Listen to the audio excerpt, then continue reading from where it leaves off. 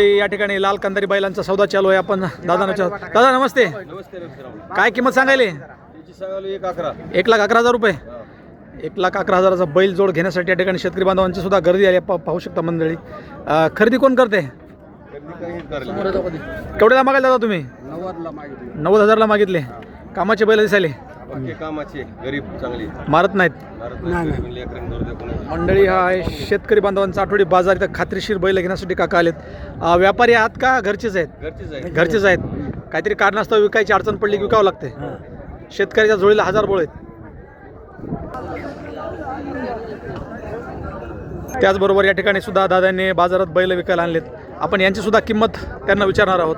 दादा काय किंमत सांगायली? 1,35,000. 1,35,000. 1,35,000चा बैल जोड सुद्धा पाहू शकता मंडळी.